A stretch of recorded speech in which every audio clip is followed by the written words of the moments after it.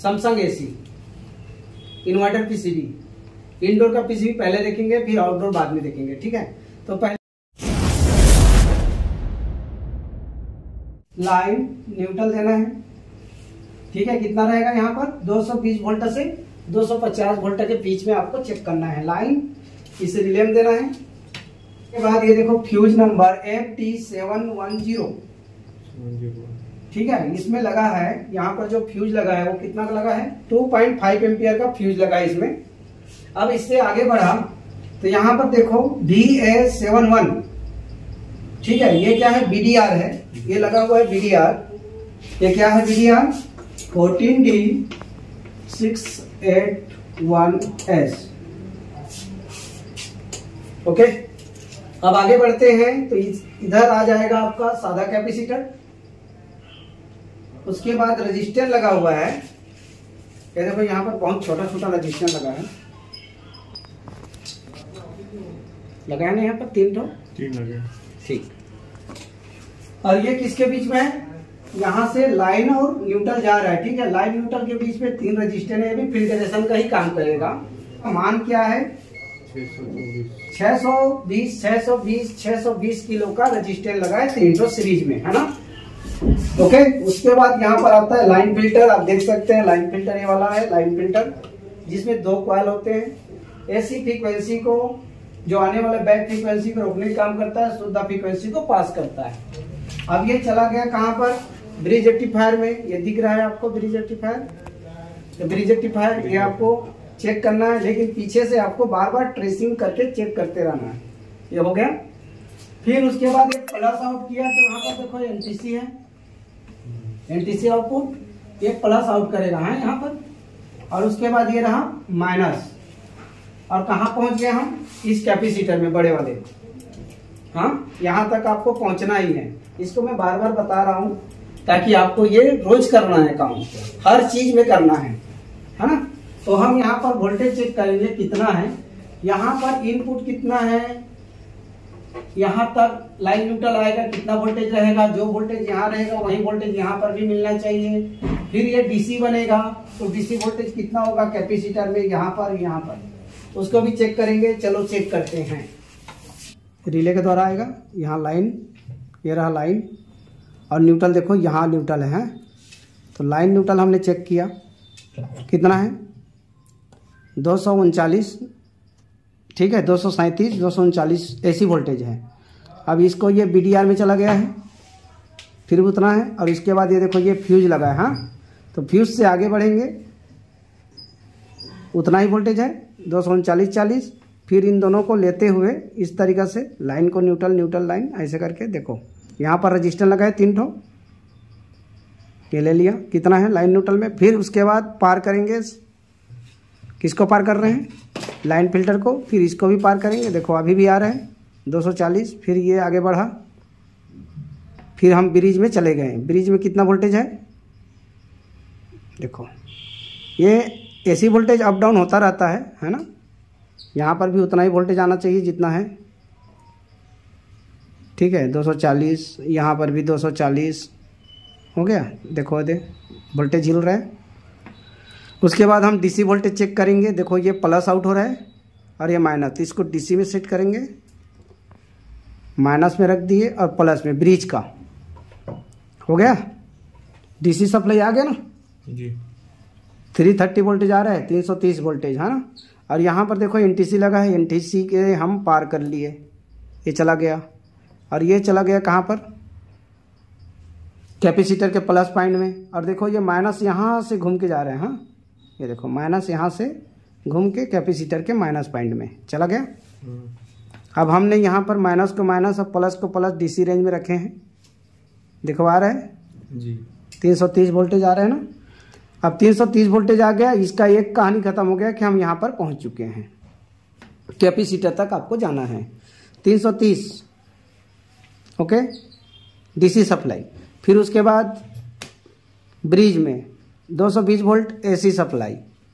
फिर इस तरीक़े से एसी सप्लाई आते हुए आपको इसको लगातार चेक करते रहना है, देखो ऐसा, इस तरीक़े से आगे बढ़ो। फिर लाइन फिल्टर से आगे बढ़ो, फिर लाइन फिल्टर से आगे बढ़ो, फिर इस तरीके से ब्रिज तक पहुंचना है आपको 220 वोल्टेज लेके। फिर उसके बाद डीसी सप्लाई देखना है, तो डीसी में देखो ये प्लस है और ये माइनस है, हो गया। फिर यहाँ पर एनटीसी, इसको आगे होते हुए कहाँ तक जाना है, कैपेसिटर तक, ये माइनस इस तरीके से माइनस में। ओके, समझ आ गया? इस तरीके से आप भी करो, ठीक।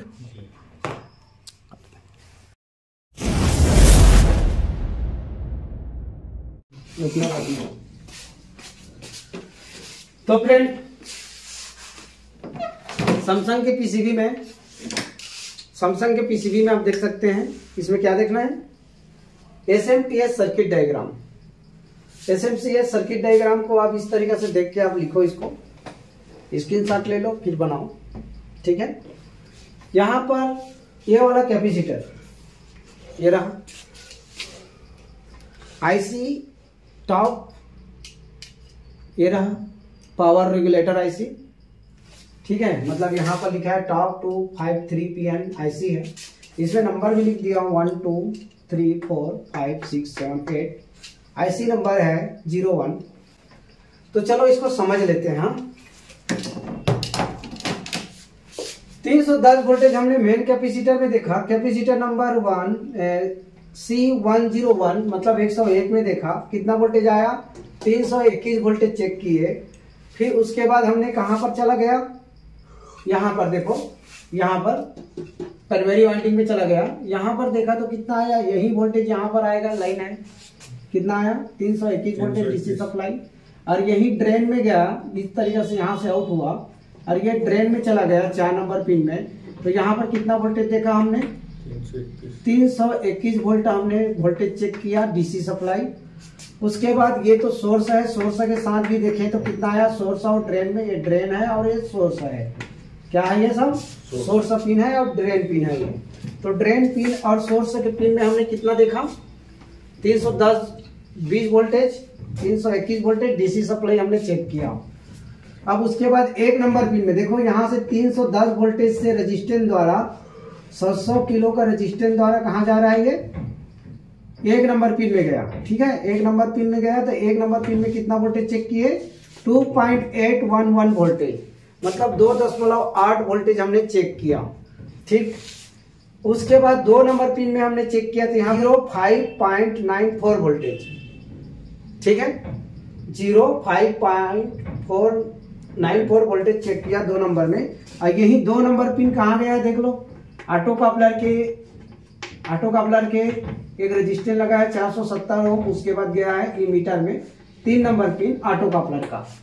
यहां पर हमने वोल्टेज चेक किया तो यहाँ वोल्टेज आया है 07.31 वोल्टेज, ठीक है, यहां पर आया। उसके बाद जब हमने ऊपर गया इसके 4 नंबर पिन कलेक्टर में तो यहाँ पर 19 वोल्टेज है, 19 वोल्टेज है। यही वोल्टेज कहां से आउट होता है, देखो इधर से सेकेंडरी वाइंडिंग, जिसको हम डीटी बोलते हैं, डीटी बोलेंगे इसको, यहां से ये 19 वोल्टेज यहां पर आउट हुआ डीसी वोल्टेज, ठीक। ये देखो एक कैपेसिटर लगा हुआ है C106, यहां पर आप वोल्टेज चेक कर सकते हो 19 वोल्टेज। आउटपुट वोल्टेज चेक किया, यहां पर देखो कितना वोल्टेज है, 12 वोल्टेज आउटपुट हुआ है ना, 12 वोल्टेज आउटपुट हुआ। यही 12 वोल्टेज को देखो यहाँ पर एक जीना लगा है, ऐसा लग रहा है कि ट्रांजिस्टर है, ये भी ट्रांजिस्टर है ना। इसका नंबर यहाँ पर 2A है, 11H2A लिखा हुआ है उसमें, और यहाँ पर लिखा है इसका, ये वाले का 6P है, दोनों सेम ही है। यहाँ पर ये जो 12 वोल्टेज घुसा, उसके बाद ये क्या होता है, जीना बैक साइड में प्लस सप्लाई आउट करेगा, तो प्लस सप्लाई आउट करेगा तो यहाँ पर देखो प्लस सप्लाई आउट कितना कर रहा है, यहाँ पर 08.11 वोल्टेज इसने आउट किया, 12 वोल्टेज आउट किया है। और ये भी यहां से जब आउट किया तो देखो ये कितना वोल्टेज आउट किया है, 1.306 वोल्टेज आउट किया यहां से इस डायोड द्वारा, जीना डायोड द्वारा। और इसने कितना आउट किया है, 8.17 वोल्टेज, है ना। और ये चला गया है कहां पर, NH, अब इसको ट्रांजिस्टर बोले या 431 बोले, TL, तो 431 की तरह काम कर रहा है। यहाँ पर भी ये वोल्टेज को कम डाउन करता है यहाँ पर, है ना, यहाँ पर ये जो है भेजता है इसको LED को जलाने के लिए।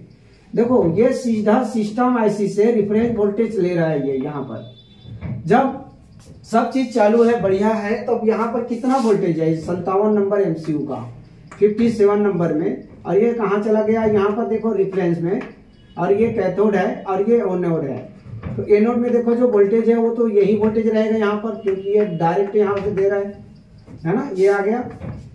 यहाँ आने के बाद देखो यहाँ पर ये एलईडी में चला जाएगा, ऑटो कपलर के एलईडी में जाएंगे तो यहाँ पर हमने वोल्टेज चेक किया 1.306 वोल्टेज यहाँ पर चेक किया, और ये वाला रेफरेंस वाले में हमने वोल्टेज चेक किया। जब सब चीज चालू तो कितना आया है 0006.6 वोल्टेज, यहाँ पर लिख दिया हूँ 0006.6 वोल्टेज यहाँ से आउट हुआ है।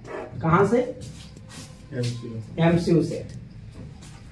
ठीक, अब कुछ देर के बाद एरर आ रहा है।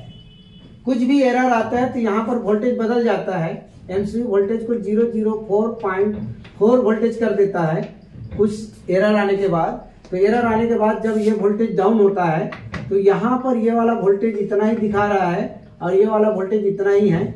अभी कोई फर्क नहीं पड़ा है, क्योंकि इतना वोल्टेज में अभी फर्क नहीं पड़ा है। और यहाँ पर हमने चेक किया तो 12 वोल्टेज ही मिला, और यहाँ पर चेक किया तो कितना वोल्टेज मिला 19 वोल्टेज ही मिला। हाँ, 19 वोल्टेज ही मिल रहा है। कुछ देर अगर कुछ नहीं करने के बाद जब सब चीज बंद है तो रिले के लिए जो सप्लाई देता है वो भी बंद हो जाता है, और कुछ सेकेंड के बाद यहाँ पर वोल्टेज हो जाता है 4.97 वोल्टेज हो जाता है यहाँ पर, जो आउटपुट होता है कहाँ से? एमसीयू से। एमसीयू से आउटपुट होता है। तो ये वाला वोल्टेज यहाँ पर कितना हो जाएगा? ये वाला वोल्टेज यहाँ पर हो जाएगा 1.306 वोल्टेज, यहाँ भी हो जाएगा, यहाँ भी हो जाएगा। ठीक है, यहाँ वोल्टेज डाउन होने के बाद यहाँ पर कितना वोल्टेज होगा? यहाँ पर आप देखे हैं कि यहाँ पर भी कितना वोल्टेज हो गया? 6 वोल्टेज हो गया, 6 वोल्टेज हो गया। और यहाँ पर देखें तो हमें कितना वोल्टेज हो गया? 10 वोल्टेज हो गया, जो कि 19 वोल्टेज था वो 10 वोल्टेज हो गया। इस तरीके से इस सर्किट में एसएमपीएस सर्किट डायग्राम बना हुआ है। तो हमको पहले से पता है कि कहाँ कहाँ पर वोल्टेज होता है, इसलिए चालू मशीन का वोल्टेज आप चेक कर लो, और किस तरीके से काम कर रहे हो वो भी चेक कर लो। ठीक है, ओके फ्रेंड, फिर मिलते हैं। सैमसंग एसी में एसएमपीएस में हम वोल्टेज चेक करने वाले हैं आज। तो यहाँ पर आप देख सकते हैं कैपेसिटर है, इसमें हम 310 वोल्टेज चेक करेंगे, और यहाँ पर आईसी लगा हुआ है टॉप। चलो वोल्टेज चेक करते हैं। फर्स्ट हमने डीसी चेक किया, देखो यहाँ पर आ रहा है कितना वोल्टेज आ रहा है, दिख गया। अब इसको थोड़ा सा डिस्टर्ब कर रहा है, इसको बाहर करते हैं ना। देखो यहाँ पर ओके 310 को हम इस तरीके से कहाँ ले जा रहे हैं? प्राइमरी वाइंडिंग में। यहाँ पर ट्रांसफार्मर है, देख सकते हैं आप। ठीक है, प्राइमरी वाइंडिंग से यहाँ पर वाइंडिंग होते हुए यहाँ से निकल के कहाँ चला गया? आईसी के ड्रेन पिन में। ठीक है, ड्रेन में चला गया। और ये देखो ये पूरा आईसी का सोर्स पिन है ना, 1 2 3 4 5 ऐसा है आईसी का ड्रेन सोर्स। देखो कितना वोल्टेज है, हो गया। अभी हमारा पीसीबी चालू है, चालू में हम बोर्ड को चेक कर रहे हैं ना। उसके बाद 1 नंबर पिन में देखो यहाँ पर कितना वोल्टेज है? 2.8 2.9 इस तरीके से है, 2.9 2.8 वोल्टेज है यहाँ पर, है ना। 1 नंबर पिन में आईसी का, ये रहा आईसी का 1 नंबर। ठीक है, देखो वोल्टेज कितना है? 2.8 2.9 है। और उसके बाद यहाँ पर 2 नंबर पिन में देखें कितना वोल्टेज है। 2 नंबर पिन, ये वाला पिन है ना, ये वाला 2 नंबर पिन में कितना वोल्टेज है? देखो 05.94 वोल्टेज। ओके, डीसी रेंज में देख रहे हैं। और यहीं पर ये देखो ये वाला डायोड दिख रहा है आपको। इस डायोड में हम सीधा वोल्टेज चेक कर रहे हैं। देखो कितना वोल्टेज है, यहाँ पर देख लो कितना वोल्टेज आ रहा है, 18-19 वोल्टेज है ना। Okay, output. और यहाँ पे देखो ये वाला डायोड में, ये रहा कैपेसिटर का प्लस और ये रहा माइनस, है ना। तो यहाँ पर इसमें देखेंगे डायोड में देखो 12 वोल्टेज है, 12.39, और यही आउटपुट है ना। ठीक है, ये हो गया आउटपुट वोल्टेज। अब यहाँ पर ये जो दिख रहा है क्या बोलते हैं, फीडबैक, 12 वोल्टेज से फीडबैक लेगा, उसको देखेंगे। तो यहाँ पर क्या होता है, अभी हमारा मशीन चालू है, यहाँ पर हमने आउटपुट में कितना वोल्टेज चेक किया, आउटपुट में हमने चेक किया 12 वोल्टेज, और ये 12 वोल्टेज इस जीनर में है, ये वाला जीनर है, ये जीनर में है, और ये भी जीनर के यहाँ पर है ना। कैथोड में है 12 वोल्टेज है, कैथोड में 12 वोल्टेज है। उसके बाद ये जो दिख रहा है यहाँ पर एक TL431 है, इसका NH है। यहाँ पर देखो इसके कैथोड में वोल्टेज देखो कितना है, 8.08.12 वोल्टेज है। और इसके हम रेफरेंस में देखेंगे कितना वोल्टेज है, जो कि MCU से आता है। देखो 006.4 वोल्टेज है, रेफरेंस में आ रहा है। और ये कहाँ से आता है, ये MCU से आता है, MCU से आता है। ठीक है, ये वाला पिन है ना, MCU से आता है ये वाला पिन। इस तरीके से देखो जा रहा है, देखो MCU में डाल दिए हैं। ठीक है, MCU से आ रहा है। और जैसे ही एरर आएगा देखना है वोल्टेज घट जाएगा। हाँ देखो एरर आ गया, इधर लाओ ना, एरर को दिखाओ, डिस्प्ले को देखना, एरर आएगा तो वोल्टेज डाउन हो जाएगा।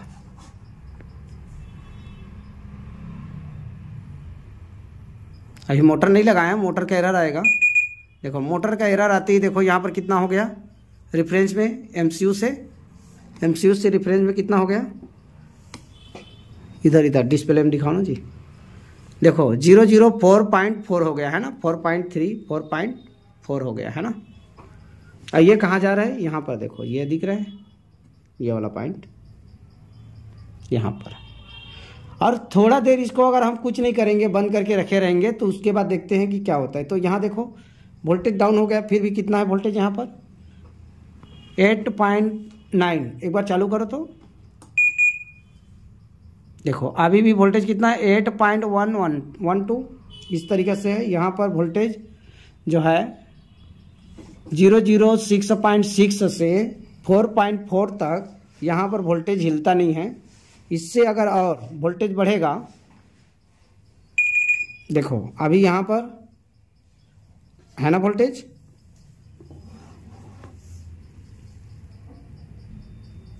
यहाँ पर अभी वोल्टेज देखो कितना है, एरर आ गया है 4.5। थोड़ा देर इसको बंद करके रखते हैं। अब देखते हैं कि यहाँ पर कितना वोल्टेज होता है। देखो देर के बाद ये जो MCU है 57 नंबर पिन से निकल रहा है, यहाँ से 57 नंबर से। तो यहाँ पर वोल्टेज जो है, यहाँ पर क्या होगा, वोल्टेज जो है देखना अभी बढ़ने वाला है। MCU जो है बढ़ा देगा, कुछ काम नहीं करता है तो MCU वोल्टेज बढ़ा देता है। और उसके बाद SMPS को यहाँ पर जो 12 वोल्टेज है उसको डाउन करेगा। हाँ तो थोड़ा देर अभी बंद करके रखे हुए हैं, देखते हैं कितना आ रहा है। क्योंकि आप कुछ नहीं करेंगे तो और शट डाउन। देखो रिले की आवाज़ आया, कट हो गया। यहाँ पर देखो वोल्टेज अभी 30032 है।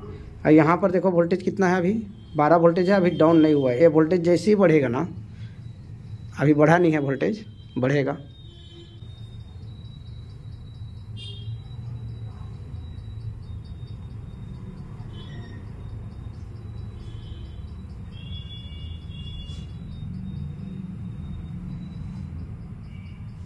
देखो यहाँ पर आ गया 04.97 वोल्टेज। अब इसके बाद यहाँ देखेंगे कैथोड में, तो यहाँ पर देखो वोल्टेज कितना था, पहले 0.8 वोल्टेज था। तो यहाँ पर कितना आ गया, कितना हो गया है,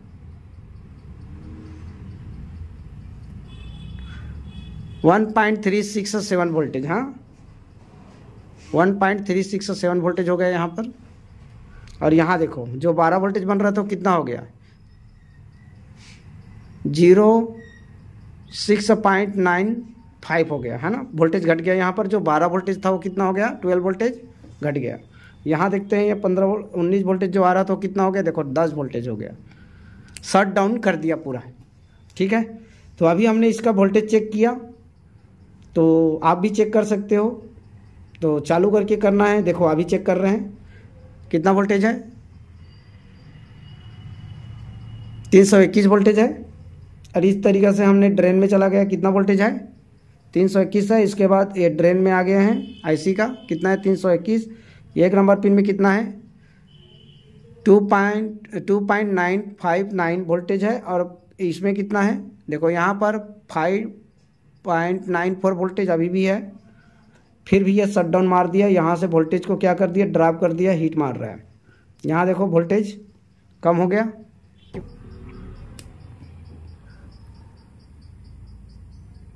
ओके 1.3 वोल्टेज 1.3 वोल्टेज 1.3 वोल्टेज दोनों में है, यहाँ पर भी है।